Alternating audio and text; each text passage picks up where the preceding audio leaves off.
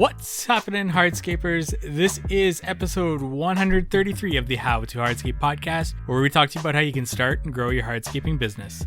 And this is the first episode of the new year 2022. Happy New Year to everyone and everyone listening in on this episode. Thank you so much for following along with us each and every episode. And on today's episode, we're going to be talking about goal setting in your business to set your budget. A nice timely episode, being that it is the new year. And if you haven't got your budget in place, now is the time to start working on it and setting those goals in your business to achieve. So we're going to get into that today, as well as a big announcement for How to Hardscape at the end of the episode. So be sure to tune in for that. And without further ado, let's get into today's episode. So when it comes to creating your budget for this new year, it's all about being able to set goals in your business, set a roadmap for success in your business. And when we are sitting down, at least in my business, I think about where I want to be several years ahead. And I'm setting I'm setting specific goals for this year, but I'm also thinking about where I want to be 2, 3, 4, 5 years in advance, so I can start to include things in my budget that's accumulating capital for those specific things. And I'm able to set that capital aside so that when I go to expand my business, make a purchase, whatever it may be, that money's sitting there for me and ready to be deployed. So that when I do go ahead and make that decision to purchase something or to hire somebody, that is not a decision that I'm stewing over. It's not coming out of my profit. It's not coming out of my owner's account, my owner's salary. It's already sitting there. The decision's already been made previously in my budgeting. So that takes the friction out of making that decision. That decision has already been made, and it's much easier to then take that next step in my business. When it comes to this particular year and setting goals, I start with a sales goal. This is the top line revenue that I want to make.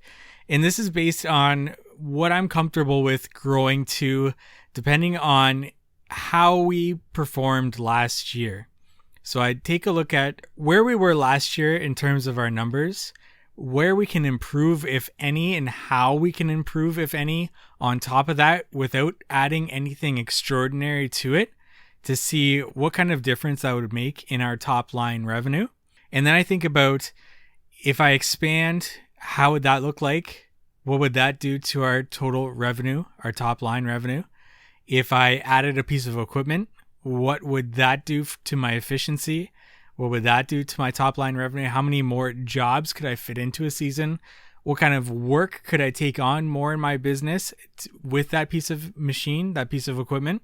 And what would that do to my top line revenue?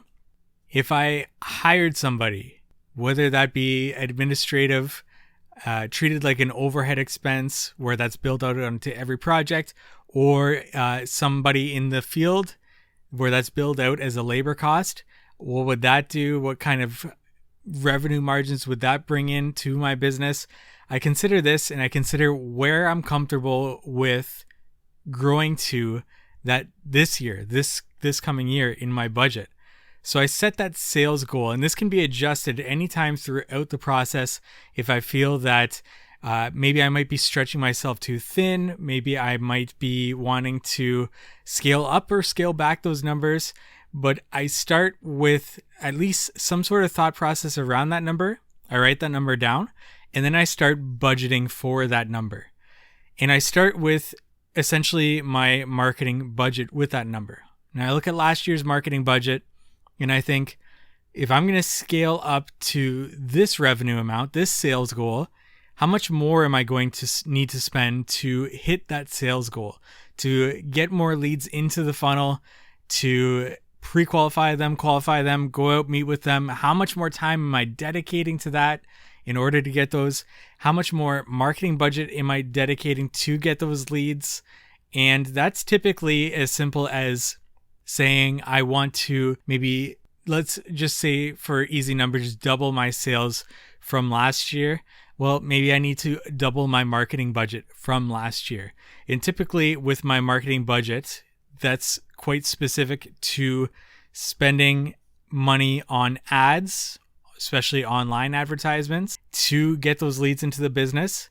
And if for whatever reason, word of mouth kind of takes over during the season, I'm having more than enough leads coming in through that, or I'm completely booked out for the season, that money that I had set for my marketing budget either becomes profit, or what I realistically use it for is things like branding or purchasing things for branding type offline marketing, I guess you could call it. Things like signs, uniforms, things like this that are more, I would say, offline marketing things that I then invest that money into. But ultimately, if you're booked out for the season and you're not needing to spend the money that you thought you needed for that marketing budget, whatever is left over, essentially becomes profit in your business. Now, times are good, and if you're booked out for this year and you're thinking, well, then I don't need to set a marketing budget, it's still important to include something there for your budgeting process. Because if you're taking away from your marketing budget, you're not charging appropriately for what your business is worth. There should always be something there for marketing that can maybe be deployed elsewhere in your business for something like branding, for something like offline marketing to make your company stand out a little bit more. Or maybe you could donate that money for certain sponsorships in your local community, but there should be something there no matter how good times are right now, no matter how much you might be booked out right now, you still want to include something there for that. Also, when it comes to budgeting for your sales goals, you're thinking about equipment that you need to add in your business, employees. If you're adding another crew, what kind of tools and equipment do you need to equip them for to be able to expand to that crew?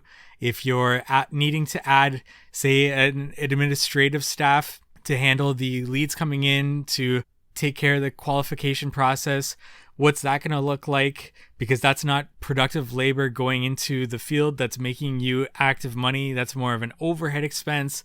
Is that worthwhile? Is that going to free up enough time for you to make that worthwhile? It's a little bit more easier for budgeting for labor costs, where you are deciding to maybe add somebody to the crew or expand to another crew. It's a little bit more easier to budget for that, to say, well, that's going to make me this much more money.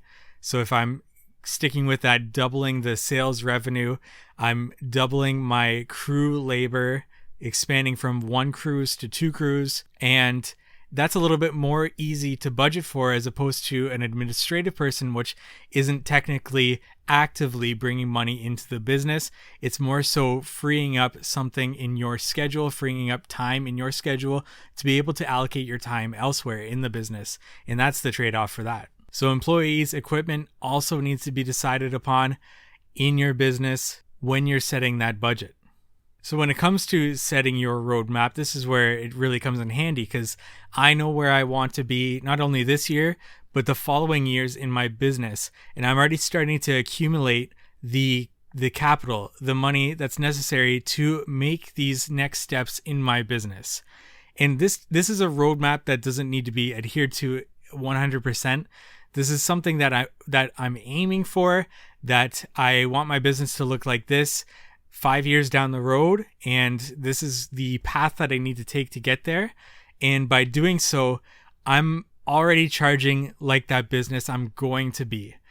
Now, that I will touch on that a little bit later in terms of what's the differentiating factor for you to be able to charge like a business like that. But I'm starting to accumulate this capital so that when it goes to making those decisions, there's no friction behind making that decision.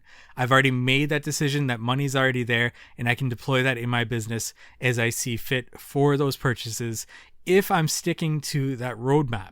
If for whatever reason I've pivoted in my business, which I have done in the past, going from lift and relays to more design build, then that roadmap will completely change. Or it may change very slightly, but whatever it is, I'm making sure that I've got a roadmap that is something that I can somewhat stick to and start to bring in money towards. That money is going to be set aside in a separate account so that I'm not touching it. I'm not pretending like it's some sort of profit or my salary that I can go spend it on whatever. It's being allocated to something in the future. And with your budget, you can continue through all the different overhead expenses in your business. We've talked about budgeting on this podcast before, but going into the tools that you'll need to purchase and setting a budget for the smaller tools in your business based on maybe what you did last year and maybe a multiple of that. If you're expanding to a second crew, you're thinking about equipment over $500 that you want to set a specific amount for each equipment, as well as the depreciating cost. How many years is that piece of equipment going to last? What's the resale value on that? And working through what that's going to cost you per year. So for easy numbers, something that costs you $11,000 has a 10-year lifespan and a resale value of $1,000. That's going to cost you $1,000 over those 10 years. That's $11,000 for the purchase price minus the $1,000 resale value and divided by those 10 years. So $1,000 over those 10 years is what that equipment is going to cost you. And you can use that for equipment that you're going to purchase this year if you haven't already planned for it. Or if you've planned for it, you've set that roadmap, you started accumulating this money 3 years ago. Part of that money is already going to be there in your operating account that you can then go purchase or at least make a down payment on that type of equipment. And then you're going to keep going accumulating that money for that piece of equipment just because you bought it doesn't mean that maintenance isn't not going to start to increase for that piece of equipment as it gets older in your business, as it's getting used. Just because payments go down doesn't mean that maintenance does not go up on an older piece of equipment. Fixed costs are much easier to budget for with your overhead expenses. Things like rent, cell phone bills, internet, all of that is much easier to incorporate into your budget because there's a set amount per month that you can then add to your budget for the annual expense. Other things like marketing, unforeseen costs, all of this should be budgeted for each and every year based on last year's numbers, the year before's, taking an average, or just making educated estimates on what this would be in your business, kind of like what we did with that marketing overhead expense. One thing that we do in our business for overtime is we incorporate that as an overhead expense. So we look at how many hours we're going to budget per week for our labor crews and how many hours that is over our overtime limit. And then we place a multiple on that based on how much we pay per overtime hour. And that gives us a nice round number that we can incorporate as an overhead expense. So that maybe 1 week we don't do any overtime, but the following week we go over our overtime limit. We fall somewhere in that middle with our overtime overhead expense, our budgeted amount that kind of recoups all of that would be spent over those 2 weeks periods. Now, if we never do overtime, that's just a budgeted amount that then essentially becomes profit. If we go over that amount, well, that's going to then eat up into our profitability of our business. Essentially, anything you spend money on in your business, anything that is tax deductible in your business should be included as an overhead expense somewhere in your budget. So even if you work from home, you have a home office, and that typically means you're tax deducting a certain square footage percentage based on your property on your tax bill, that also should be incorporated as an overhead expense on your budget. If in 5 years you want to rent out a facility or even purchase something, you should then start to incorporate that into your roadmap and start to save for that now, so that when you go to make a down payment, that money is already sitting in your account and ready to be deployed. When you work through your budget, you can then use that budget to quote projects. And we've got the budget and estimate spreadsheet on howtohardscape.com available. And there's going to be an update coming to that soon that I was hoping to have last year. Just got too busy, and that'll be coming out soon. So that budget and estimate spreadsheet will help you through all of this that we're talking about, and it'll help you estimate based off your budget. So you're recouping your overhead expenses and all of your salaries that you're paying, as well as labor costs in the field that you are paying. Now, you also may want to compare what your estimates look like to the market. Do your estimates line up, or maybe you are incorporating way too much into your budget in terms of equipment, or in terms of having so many salaried employees that just aren't labor costs, are not in the field generating money, active money, that you may need to look at. This is where fine-tuning that budget, fine-tuning those numbers really helps you in cutting the fat out of your business and operating a nice lean business that's going to make you profit. In charging like the business you want to be later in the future, by charging for that now, you are accumulating the capital necessary to become that business. But what is the differentiating factor that allows you to charge this price? You need to think about that in your business, and you need to create a brand around that, whether that's quality craftsmanship or service from start to finish that stands out above all the rest in your market. What is that differentiating factor in your business that allows you to charge what you charge? Think about this really carefully, write down some ideas, and really work to improve that client experience from start to finish that really sets you apart. And reach out to past clients to ask them where you could improve, where you could do better. How did they think about your experience that you provided them? And that will really help you moving forward in your business. And while you're at it, ask them for a review on Google My Business, so that you know that if they come back to you with that email and they say their experience was awesome, now's the time to ask them for a Google My Business review. Now's the time to do it at the beginning of the year, moving into next year. And all this being said, in creating a brand of excellence in your business, in moving forward in your business, you need to think about the times that we are in right now in this industry and how good they are. It's a difficult time to invest more time into things like your website, things like improving your brand image, all these things that take up time that you likely don't have because you're so overloaded with work.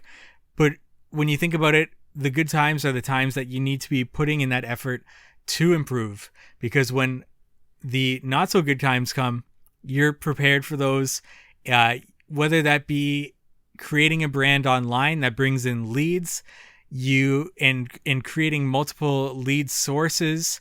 When times get tougher, you've already established those multiple lead sources so that you're not scrambling when times get tough to establish those. And this can be really difficult, like I said, when times are good and you're likely stretched thin with your time, but perhaps you can use something else you have, like money that you have, to be able to outsource these things in order to get them established, like a website, like SEO, like your social media, whatever it might be, to get those established, because you lack time, but you've got the capital, hopefully, during the times that are good, to be able to do this. So that's where we will leave this in terms of budgeting, because you can then budget for those expenses, at least in your marketing expenses or wherever it might be that you'll be deploying that capital in order to improve your business, improve those diverse lead sources that are being generated in your business. Now, I promised you a big announcement. And if you follow us on Instagram, if you're on our email list, you'll see that we posted the How to Hardscape membership platform. This is at members.howtohardscape.com, or you can just go to howtohardscape.com. On the menu there is a tab for members. What this essentially is a training platform for hardscapers to not only learn new skills if you want to get into hardscaping, like installing interlock, installing retaining walls, features, design, whatever it might be, and you want to learn these new skills to expand your business, or whether you already know these skills, we're going to have courses coming out on online marketing, on website building, SEO, and things like budgeting, knowing your numbers, job costing. All of that is coming. Basically, what we are doing is each month we are releasing a course. And so there's already one course available. It is the Installing Interlocking Concrete Pavement course that takes you from start to finish, from creating a plan and a design for your project, all the way to installing, wrapping up that project, everything that you would want to know with that. Next month is going to be retaining walls. And then following that, we'll be installing gas fire features, then installing lighting. We're going to get into budgeting the next month, knowing your numbers, job costing, website creation, SEO, online paid ads. This is all going to be a 1 year, one course per month, and you pay a monthly fee to sign up for this membership platform to have access to all of this. In addition to this, we have workshops and webinars that will be posted sporadically. Right now, there is one webinar that we did last year with Synced Up and Cycle CPA. That is the end of the year accounting webinar that you can watch there exclusively. And we'll be working to get more webinars and workshops. But our main focus for 2022 is 12 courses by the end of the year, one each month to be released on the platform. And then in 2023, we're going to be opening it up to then take what we have available to us with How to Hardscape, with our community that we've built, to then get more industry experts, industry leaders on in webinars, workshops, and hopefully courses surrounding material that they have and they can have available to us. So that's the goal for 2023, so that it's not just me talking. I'm not going to talk about things I don't know about, and the things that I do know about are hardscaping, knowing your numbers, and online marketing. So that's going to be 2022, 2023. We're going to expand further and get more experts onto the platform. In addition to that, we have a community starting April 2022, where we'll do monthly meetings discussing anything that you want. We'll have more of our roadmap placed for those community meetings as we get closer to that April date. I had actually thought about selling each individual course, but by doing a membership platform, we can build a community around this, and I can also make it much less expensive for those of you that want access to the courses by doing a monthly membership fee. I didn't want it to be a one-off paid course and then you try to go off and do it by yourself with no communication. I want it to be something that if you're having trouble, if you have questions with something, I'm available.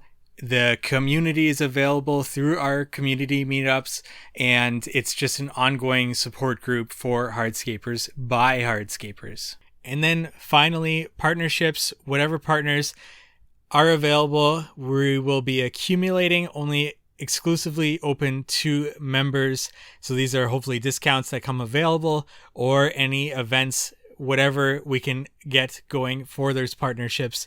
And if you want to be a partner, if you have something you have to offer, you can reach out to us, How to Hardscape, and we will get you some information on becoming a partner of this platform, of the How to Hardscape platform as well. With that being said, How to Hardscape is the first partner. So you can get a promo code there from becoming a member. You'll see a promo code in the partners page, and you can use that for any merch on the How to Hardscape store, as well as the budget and estimate spreadsheet. So if you have thought about getting the budget and estimate spreadsheet, this will actually pay for itself, essentially, with a 10% discount on that budget and estimate spreadsheet that you can use.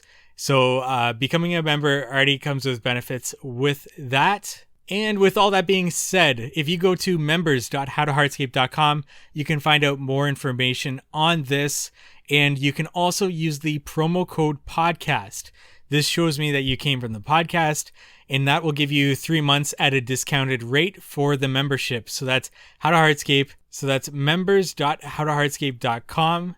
And you can use the promo code podcast for your first 3 months at a discounted rate. I just want to take the moment to say thank you to all of those that have followed along with the podcast.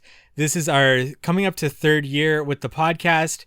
Our third year, we hit the 3rd year mark with the website because that started first. And we are entering a new unforeseen territory with this membership platform. So I think anybody that signs up, I think anybody that continues to support us in any way possible, even if you don't sign up, I myself will be using this platform for my business in terms of training new hirees, in terms of using it as an incentive program to level up employees, because you can actually use this to sign up your employees for accounts under your account. And if they go through a course and they complete a test at the end of the course, The test for the interlocking concrete pavement course has 50 multiple choice questions, and the course itself has 2.5 hours, more than 2.5 hours of video modules, along with an ebook that comes with it. There is 20 plus modules that are in it, so it is a nice solid course with 50 questions at the end. And if they pass that with 80% or higher, they'll get a certificate showing that they passed that they can present it to you as the business owner. You can use that as any way as you want in your business, as an incentive program to level up their hourly rate, or however you want to do it in terms of a bonus structure or whatnot. A great hiring tool, a great retention tool, a great way to get employees engaged in wanting to level up in their business. So once again, if you want to learn more, members.howtohardscape.com. Use the promo code podcast to sign up for that. The price for this membership will go up over time, but whatever price you purchase at is the price that you'll be locked in at for a lifetime, for however long you are subscribed to it. And you'll have access to all the content while you are subscribed. And also reach out to your CPA to see if this is tax deductible on your tax at the end of the year for an education expense. Essentially, I wanted to give back everything that I've learned in my experience in hardscaping, along with everything that I've learned with creating a website, creating online content. It's been a long road for that. I started it back in 2014, learning everything that I could about things like building websites, building SEO. So I've got a lot to give back with that, as well as paid advertising online and knowing your audience with that. There's a lot of topics that I knew I could give back in some sort of more valuable way, such as creating a course and helping out any way I can with it. But ultimately, I also wanted to create a more engaged community where I can see your faces, where we can talk anything from hardscaping to owning and operating your business and discussing challenges that we may have. So that is the idea around this membership community. And I really appreciate you continuing to engage with us online, wherever you can find us, sending us emails, sending us anything you could. I actually want your feedback on this membership platform. So reach out to us on our Instagram at howtohardscape to let me know what you think about it, any feedback that you have about it. Anything would be greatly appreciated. And thank you for listening to today's podcast episode. Again, visit us at members.howtohardscape.com. Promo code podcast to get those first 3 months at a discounted rate. That's all I want to say today. And we look forward to meeting with you next week on the How to Hardscape podcast.